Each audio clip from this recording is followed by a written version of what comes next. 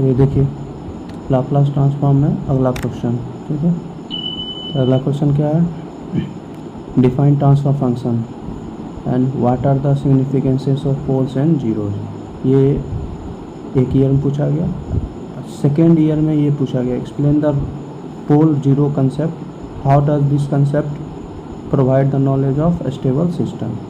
तो दोनों एक ही क्वेश्चन है, ठीक है, इसी में इसका आंसर छुपा हुआ है।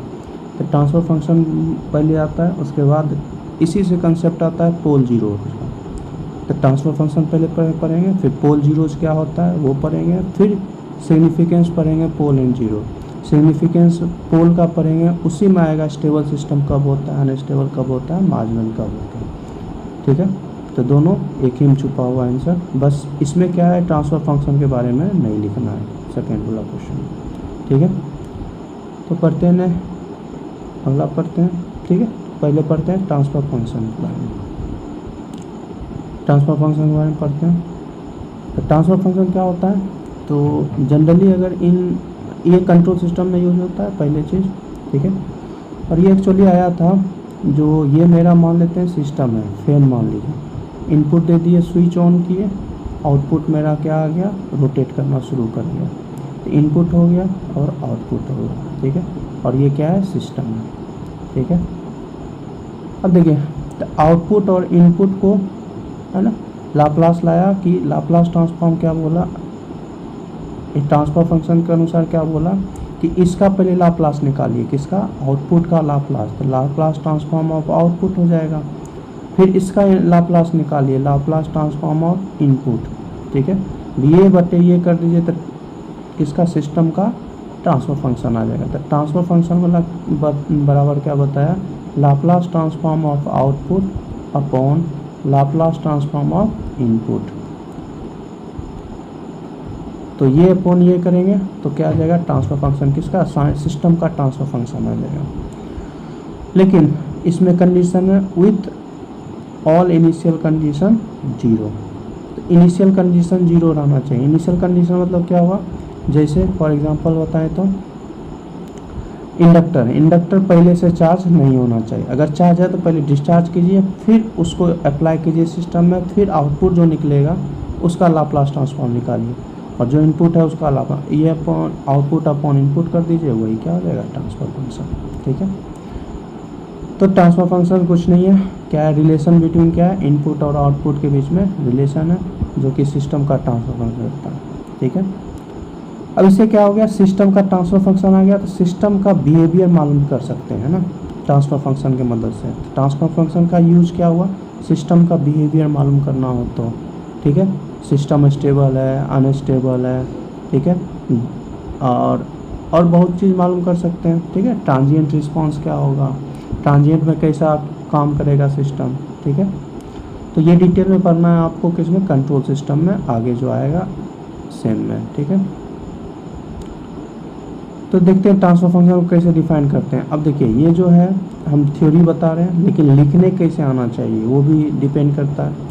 तो लिखना कैसे है, तो देखिए एग्जाम में लिखना बहुत ज़रूरी है, ठीक है, इन डिटेल लिखना है। तो कैसे लिखेंगे, देखिए आपको अगर दिख रहा है ठीक है, नहीं तो मेरे साथ लिखते रहिएगा, ठीक है।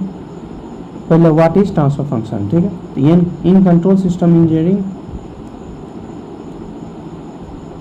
ए transfer function is a mathematical representation of linear time invariant. हाँ, लीनियर टाइम इनवेरिएंट के लिए ही एप्लीकेबल है, ठीक है। और ये क्या करता है, it describes the relation between the input and output of a system in Laplace domain, ठीक है। और क्या करता है, लाप्लास डोमेन में इनपुट और आउटपुट का रिलेशन देता है। डिफाइन करेंगे तो mathematical the transfer function denoted है G of S, G of S से डिनोट करते हैं, ठीक है, ट्रांसफर फंक्शन को।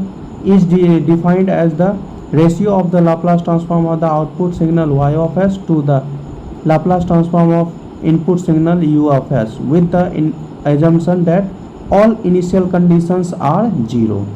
तो इसमें डिफिनीशन में लिख देते हैं with all conditions are zero, assumption लिख चलते हैं, ठीक है। तो ये डिफिनीशन के अनुसार क्या बोला कि ये सिस्टम है, मान लीजिए, ठीक है, एक सिस्टम है, इसमें इनपुट दिए, इनपुट क्या दिए, इसका नोटेशन है जी ऑफ एस, इसका जो ट्रांसफर फंक्शन आएगा, इनपुट दिए, इनपुट यू ऑफ एस दी है जो कि लाप्लास डोमेन में है, एस डोमेन में है, और आउटपुट जो आया वो क्या है, वाई ऑफ एस। तो सिंपली अगर transfer function G of S निकालेंगे तो Y of S upon U of S, यही चीज़ लिखा हुआ है यहाँ पे, जी ऑफ एस बराबर वाई ऑफ एस बटे U of S with all in condition 0। ठीक है, अब देखिए इससे क्या मालूम चलेगा। ठीक है, this representation is extremely because, है ना, useful because it transform the systems differential equation which are often complex into simpler algebraic equation. तो ये क्या करता है, ट्रांसफर फंक्शन जो निकालते हैं मैथमेटिक्स में देखे होंगे, जब हम लोग ये डिफरेंशियल इक्वेशन है उसको सिंप्लीफाई करते हैं हम लोग एस से। ठीक है, जैसे क्या लिखते थे, D square Y upon D T square को लिखते थे S square Y of S. तो ये इजी कर देता है, ये कॉम्प्लेक्स है। ठीक है, इसको थोड़ा इजी अलजेब्रिक इक्वेशन में बदल देता है, तो वही लिखा गया। ठीक है, वही लिखा हुआ है। यूजफुल है, क्यों यूजफुल है, क्योंकि ये डिफरेंशियल इक्वेशन को बदल देता है किसमें, डिफरेंशियल इक्वेशन कॉम्प्लेक्स जो होता है उसको सिंपलर अलजेब्रिक इक्वेशन में बदल देता है। ठीक है, अब अगला पॉइंट देखते हैं इसी में, this makes it much easier to analyze the systems dynamics, stability and transient response.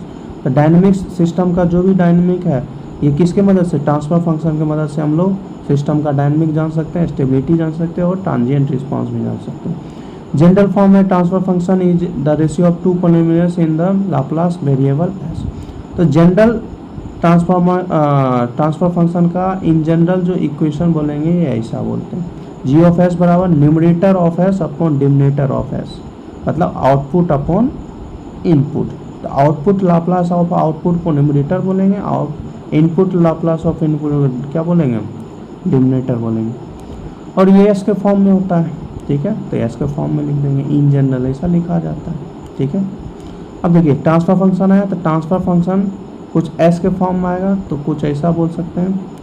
तो अगर हम लोग सिंपल में लिखना चाहेंगे तो कैसे आएगा, तो मान लीजिए कुछ एग्जांपल है। ठीक है, जैसे यही है, डी स्क्वायर हुआ upon D T square, mathematics में करते होंगे। ठीक है, 2 dy by D T plus Y equal to D X by D T plus x.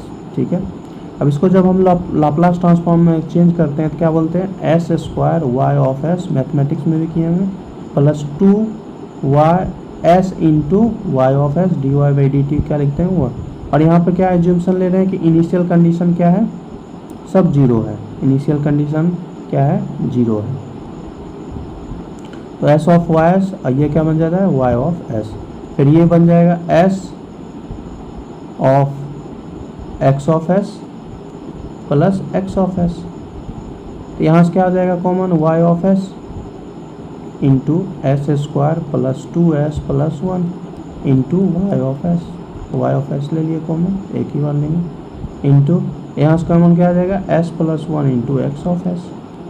अब क्या कर देंगे, आउटपुट क्या है, Y of S upon input क्या है, एक्स ऑफ एस। यहाँ आउटपुट वाई माने है, इनपुट क्या है, एक्स। यहाँ से लिखेंगे तो क्या आ जाएगा, s plus 1 upon S square plus 2s plus 1, ये आ जाएगा।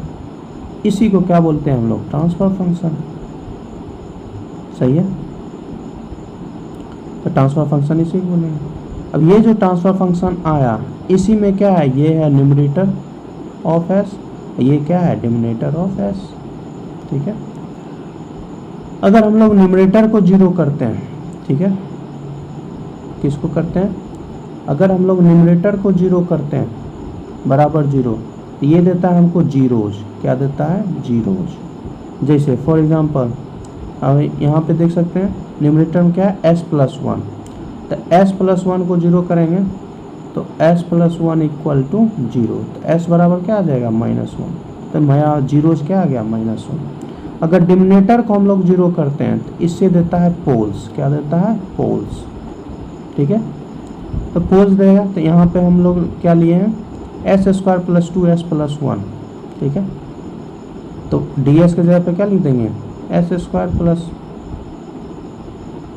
2s प्लस 1, तो एस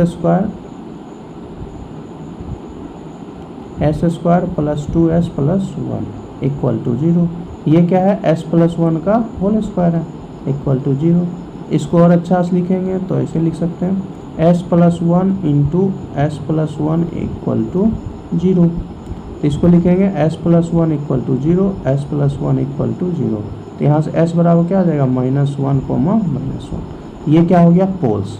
अगर हम लोग s डोमेन में डिनोट करेंगे तो s डोमेन में कैसे डिनोट करते हैं इसको, देखिए ये मान लेते हैं s डोमेन, और s डोमेन के रियल पार्ट को सिग्मा बोलते हैं और इमेजनरी पार्ट को j ओमेगा बोलते हैं। अब देखिए जीरोस को डिनोट करना है, 0 बराबर s बराबर -1 आ गया, तो -1 क्या आ गया, 0। अब इसी पे पोल्स भी है, तो पोल्स को क्रॉस से करते हैं डिनोट, तो 2 गो पोल्स आ गया, ठीक है। यहाँ काट भी सकते थे, ठीक है, तो जरूरी नहीं है, ये एग्जांपल एक लिए हैं, ठीक है। तो इस अनुसार से डिनोट करते हैं। अब देखिए तो ये जीरोस कैसे निकलेगा, तो ns बराबर क्या कर देंगे, न्यूमरेटर जो रहेगा उसको हम लोग 0 करेंगे। पोल्स कैसे निकलेगा, डिनोमिनेटर जो रहेगा है ना, ट्रांसफर फंक्शन में जो डिनोमिनेटर रहेगा उसको 0 कर देंगे, ठीक है। तो जीरोस का समझ गए। तो पोल्स एंड जीरोज के बारे में थोड़ा सा देख लीजिए। पोल्स एंड जीरोज, हाँ, लिखने के लिए कैसे लिखा जाता है वो देख लीजिए। Poles and zeros of transfer function are the ratio of roots of numerator and denominator polynomial, है ना। तो पोल्स किसका है, डिनोमिनेटर का है, और जीरोज किसका है, न्यूमरेटर का है, ठीक है। They are crucial because their location in the complex S-plane provide a complete description of system's dynamic behavior। अब ये क्रूशियल होता है पोल्स एंड जीरो, इससे क्या होता है, पूरा डिस्क्रिप्शन मालूम चलता है। पोल जहाँ रहेगा, लोकेशन पोल का करेंगे एस प्लेन में, उससे कंप्लीट सिस्टम का डायनामिक बिहेवियर नज़र आता है, इसीलिए ये इम्पोर्टेंट है। अभी बताएंगे कैसे नज़र आता है। चलिए पहला देखते हैं जीरोज। तो जीरोज के बारे में, तो जीरोज किसको बोलते हैं, ns बराबर 0 सिंपली। तो 0 are the value of s for which numerator polynomial ns becomes 0 and therefore the transfer function g of s becomes 0। तो जब n of s 0 करेंगे तो g of s क्या हो जाएगा, न्यूमरेटर जो 0 होगा तो ट्रांसफर फंक्शन 0, तो g of s becomes 0। Location, zeros are the roots of the numerator polynomial that is the value of s that satisfy ns बराबर 0। तो ns बराबर 0 सेटिस्फाई करेगा तो उसका लोकेशन दे देगा, जैसे अभी बताए लोकेशन जैसे अभी था, ठीक है। लोकेशन कैसे बताते हैं, तो कहाँ जहाँ लोकेशन आता है वहाँ पे हम लोग जीरो को 0 से डिनोट करते हैं, पोल्स को क्रॉस से डिनोट करते हैं, तो 0 का लोकेशन मिल जाएगा। ns बराबर 0 किए थे तो नहीं मिल गया था वहाँ पे। सिग्निफिकेंस, अब ये इंपॉर्टेंट है, सिग्निफिकेंस ऑफ 0, ठीक है। सिग्निफिकेंस ऑफ 0 फ्रीक्वेंसी रिस्पांस में और ट्रांजिएंट रिस्पांस में। फ्रीक्वेंसी रिस्पांस में 0 अफेक्ट करता है मैग्नीट्यूड और फेज को, ठीक है। फ्रीक्वेंसी डोमेन में 2 होता है, मैग्नीट्यूड भी होता है, फेज भी होता है। अभी देखिए ये सब आपको अभी डिटेल में कंट्रोल सिस्टम में पढ़ना है, ये पूरा 0 पोल्स इसका क्या होता है, अभी बस इंट्रोडक्शन है आपको। तो क्या होता है, फ्रीक्वेंसी रिस्पांस में 0 अफेक्ट करता है मैग्नीट्यूड और फेज को, दोनों को अफेक्ट करता है। अगर हम लोग 0 को, है ना, ऐड या सब्ट्रैक्ट करते हैं, ठीक है, 0 को हम लोग गुना भी कर सकते हैं और हटा भी सकते हैं, ठीक है। कैसे हटाते हैं, ये सब कंट्रोल सिस्टम में। तो उससे क्या होता है, ब्लॉक होता है या एटेंचुएट हो जाता है। क्या एटेंचुएट होता है या ब्लॉक होता है, तो आउटपुट, ठीक है। एग्जांपल दे सकते हैं, ठीक है। ट्रांजिएंट रिस्पांस, ट्रांजिएंट रिस्पांस में क्या होता है कि जीरो इन्फ्लुएंस करता है शेप को, ठीक है, शेप ऑफ सिस्टम को 0 इन्फ्लुएंस करता है, ठीक है। और एक अच्छा बात क्या है कि अगर हम लोग 0 को ऐड करते हैं किसी भी ट्रांसफर फंक्शन में तो स्पीड इंक्रीज कर जाता है, ठीक है।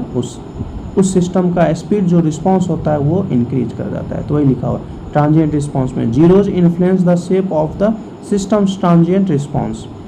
Second, adding a 0 to a system can increase the speed of response and reduce overshoot। overshoot क्या होता है, वो कंट्रोल सिस्टम पढ़ना है, बस स्पीड क्या करता है यहाँ पे, स्पीड ऑफ रिस्पांस को इंक्रीज कर देता है, ये जानना था, ठीक है। तो ये किसका हो गया, जीरोज का। अब पोल्स का आते हैं, ठीक है। पोल्स में देखिए, पोल्स में क्या किए थे, डिनोमिनेटर को जीरो किए थे, है ना, डिनोमिनेटर को जीरो किए थे, ठीक है। तो मान लेते हैं डिनोमिनेटर कुछ रहा होगा, ठीक है, एस स्क्वायर प्लस कुछ भी मान लीजिए 3s प्लस 2 इक्वल टू 0। तो यहाँ से क्या आ जाएगा, S square plus 2s plus 1 plus 1 s plus 2 equal to 0। S into S plus 2 into plus 1 into S plus 2 equal to 0। मान लीजिए डिनोमिनेटर ये दिया हुआ है, ठीक है, S plus 2 into S plus 1 equal to 0। तो यहाँ से दो पोल्स आ जाएगा, एस बराबर -1 और -2, ठीक है। अब देखिए, तो डिनोमिनेटर को इक्वल टू 0 के तो मेरे पास रूट आ गया, ठीक है। अब देखिए रूट का वैल्यू, अगर सिस्टम स्टेबल, अनस्टेबल और अनस्टेबल क्या होता है, तो स्टेबिलिटी के बारे में बताना है तो कैसे बताएंगे। देखिए, अगर कोई भी पोल्स, सब पोल्स अगर लेफ्ट साइड में है तो वो सिस्टम स्टेबल होता है हमेशा। क्या होता है, सिस्टम स्टेबल होता है हमेशा लेफ्ट साइड में रहे। जैसे इस केस में है ना, यहाँ मान लेते हैं सिग्मा, यहाँ मान लेते हैं जे ओमेगा। इस केस में क्या है, निगेटिव है, इधर पॉजिटिव इधर निगेटिव, तो इधर है -1 और -2, तो लेफ्ट साइड में है, ठीक है, जीरो के लेफ्ट साइड में है। तो सिस्टम, ये जो सिस्टम बनेगा जिसका डिनोमिनेटर ये रहेगा, है ना, वो सिस्टम कहलाएगा स्टेबल सिस्टम, ठीक है। अगर एक भी पोल्स राइट साइड में आ गया, एक भी पोल अगर राइट साइड में आ गया तो वो अनस्टेबल सिस्टम होता है, ठीक है। तो सब पोल्स अगर लेफ्ट साइड में है तो वो स्टेबल सिस्टम होगा, अगर एक भी पोल राइट साइड में आ गया तो वो अनस्टेबल सिस्टम है। अगर पोल जे ओमेगा एक्सिस पे आ गया, ठीक है, जैसे मान चलिए जब इसको डिनोमिनेटर 0 किया -j2 आ गया, तो -j2 यहाँ पे आएगा, है ना, तो ये इमेजिनरी एक्सिस पे आया। तो इस पॉइंट पे बोलते हैं ये जो सिस्टम होगा ये मार्जिनली स्टेबल सिस्टम होगा। कौन होगा, मार्जिनली स्टेबल। तो सिंपल है, स्टेबल सिस्टम के लिए अगर लेफ्ट साइड में सारा पोल्स रहेगा तो वो क्या होगा, स्टेबल सिस्टम। अगर एक भी पोल्स चला गया राइट साइड तो अनस्टेबल, और जे ओमेगा एक्सिस पे, इमेजिनरी एक्सिस पे रहेगा तो वो क्या कहलाएगा, मार्जिनली स्टेबल, ठीक है। अब इसी को लिखेंगे कैसे, ठीक है, तो देखिए कैसे लिखते हैं। देखिए पोल्स के बारे में, poles are the variables of S for which denominator polynomial ds becomes 0। क्या बोले, ds बिकम्स 0। जब ds बिकम्स 0 होगा, ठीक है, जैसे g ऑफ s क्या बताए थे, n of s upon d of s। तो पोल्स निकालना है तो d of s equal to 0। अब ये 0 होगा तो ये क्या हो जाएगा, इनफाइनाइट की ओर जाएगा। तो वही चीज़ें यहाँ पे लिखा हुआ है ना। Therefore the transfer function g of s approaches infinity, infinity की ओर जाएगा। लोकेशन, लोकेशन कैसे देंगे, ds इक्वल टू 0 देंगे, उससे जो s का आएगा वो रूट हो जाएगा, किसका, पोल्स का रूट हो जाएगा, उसके बाद लोकेट कर देंगे। सिग्निफिकेंस ऑफ पोल्स, तो पहला होता है स्टेबिलिटी। स्टेबिलिटी में पता है कि लोकेशन ऑफ पोल पे डिपेंड करता है स्टेबल है कि अनस्टेबल है। तो स्टेबल सिस्टम क्या है, if all the poles lie in the left half of the S planes, left half of the S planes में सारा अगर लाई करेगा तभी वो स्टेबल सिस्टम होगा। और इस केस में ट्रांजिएंट रिस्पॉन्स होता है और डीके टू 0 होता है। स्टेबल सिस्टम में ट्रांजिएंट रिस्पॉन्स डीके होता है, अभी बताएंगे आगे। Unstable system, if any pole, है ना, बताए थे, एक भी pole, any pole lies in the right half of the S plane that is real part positive, the system is unstable. तो अनस्टेबल सिस्टम हो जाएगा, ठीक है। इस केस में the transient response grows exponentially over time causing the output to go to infinite, infinite की ओर जाता है, ठीक है। मार्जिनली स्टेबल ये दोनों के बीच में रहेगा। तो ये दोनों के बीच में रहता है, तो एक क्या बोला, अगर स्टेबल सिस्टम है तो ये डीके होता है, अगर अनस्टेबल सिस्टम है तो ये क्या होता है, ऊपर जाता है इनफाइनाइट की ओर। ये दोनों के बीच में होता है तो ऑसिलेशन होता है। तो मार्जिनली स्टेबल सिस्टम में क्या होता है, ऑसिलेशन होता है। तो there are non repeated poles on the imaginary axis पे रहेगा तो वो मार्जिनल स्टेबल कहेगा। अब इसमें क्या है, this leads to sustain oscillations in the output, और आउटपुट में क्या होगा, ऑसिलेशन होगा, ठीक है। अब ट्रांजिएंट रिस्पांस, ट्रांजिएंट रिस्पांस पढ़ने से पहले थोड़ा सा समझा देते हैं, ठीक है।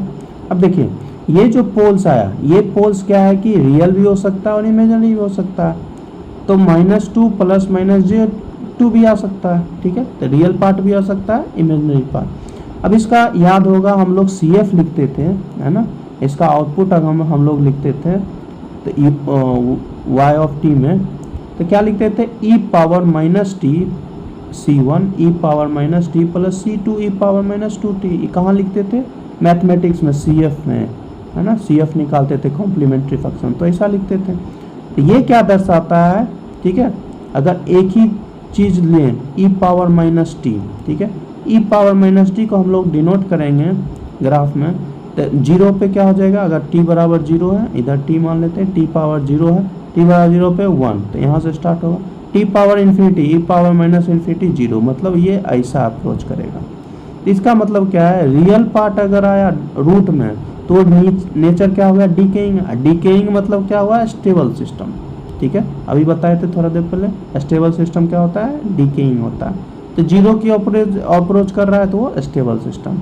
अब जस्ट इसका उल्टा, अगर e⁻t आ जाता, e⁻t को कैसे ड्रॉ करते हैं हम लोग, t बराबर 0 पे 1, ठीक है, 1 से स्टार्ट होता, t पावर इन्फिनिटी पे इन्फिनिटी, मतलब ऐसे की ओर जाता, तो ये अनस्टेबल सिस्टम, कोई वैल्यू ही नहीं अचीव कर पा रहा, यहाँ 0 की ओर अप्रोच कर रहा है, तो ये अनस्टेबल, ये स्टेबल। ये किससे हो रहा है, रूट से मालूम चल रहा है।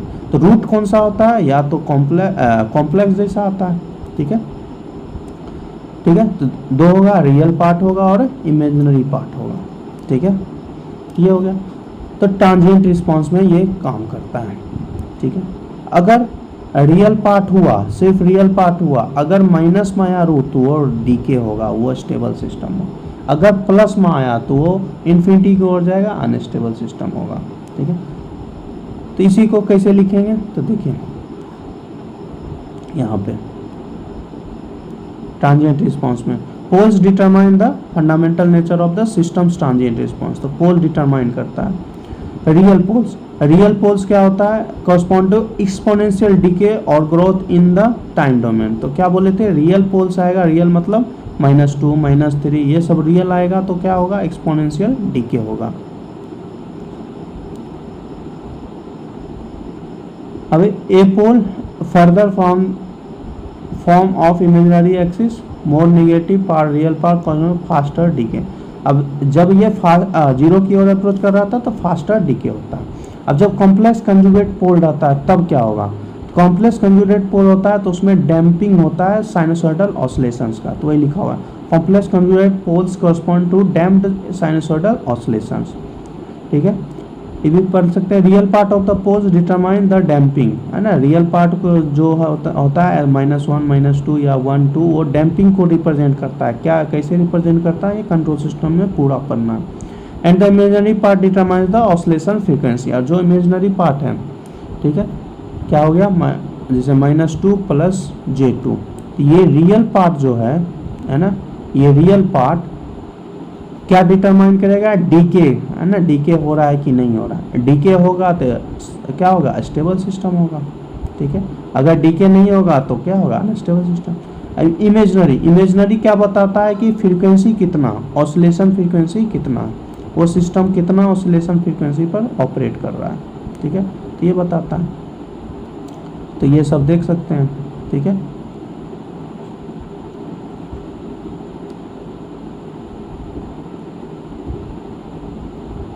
ठीक है, अगला डोमिनेंट पोल क्या होता है, डोमिनेंट पोल क्या होता है कि 0 एक्सिस, ये 0 है, 0 से पास वाला जो रूट होगा, है ना, पोल्स होगा, जैसे ठीक है -1 -2 -5 ऐसे है, मान लेते हैं ये रूट आया, तो ये पास वाला जो है इसको बोलते हैं डोमिनेंट पोल्स, जो 0 इमेजिनरी एक्सिस के जो पास में रहता है, नियरेस्ट में रहता है, उसको डोमिनेंट पोल कहते हैं।